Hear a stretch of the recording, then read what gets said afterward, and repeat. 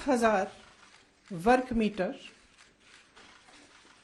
बेचे ट्रस्ट को, वो 8 करोड़ के लिए बेची वो जमीन। 10,000 वर्ग मीटर 8 करोड़ के लिए बेची।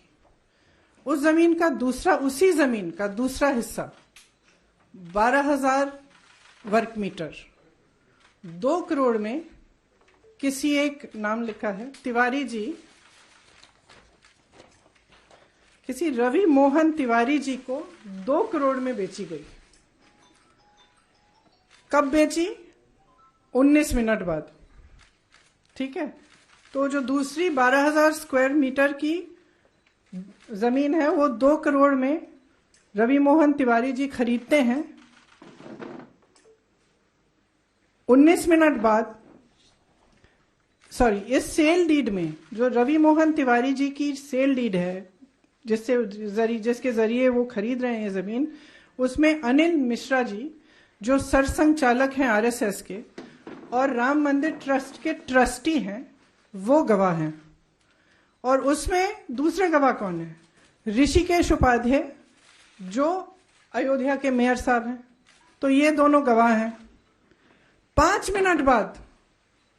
मिनट बाद रवि मोहन तिवारी जी उसी 2 करोड़ की जमीन को 18.5 करोड़ में ट्रस्ट को बेच देते हैं। तो अगर ये घोटाला नहीं है, भ्रष्टाचार नहीं है, तो क्या है? अच्छा, गवाह आपके कौन है? आरएसएस के सरसंघ चालक और राम मंदिर के ट्रस्टी साहब।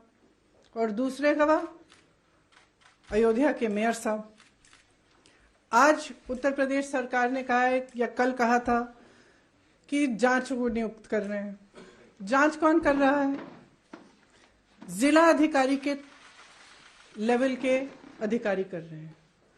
मतलब जिला अधिकारी के स्तर पर यह जांच हो रही है।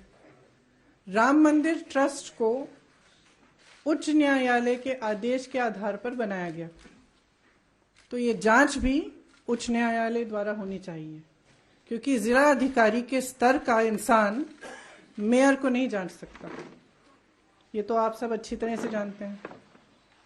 क्या हुआ है कि राम मंदिर के आसपास जितनी भी जमीनें हैं उस पर लूट लगी हुई है।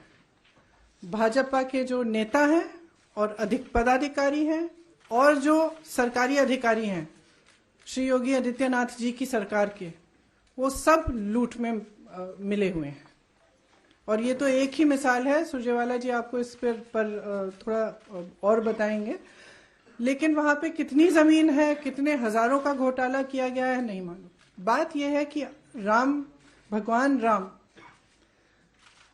मर्यादा, नैतिकता के प्रतीक थे। सत्य के पथ पर चलने के लिए तैयार। उन्होंने कितना बड़ा बलिदान दिया, किस लिए? क्योंकि उन्होंने सत्य के पथ पर चलने का उन्होंने निर्णय लिया था। अब उनके नाम पर भी आप भ्रष्टाचार कर रहे हैं, पूरे देश की आस्था को ठुकरा रहे हैं, उस पर चोट पहुंचा रहे हैं।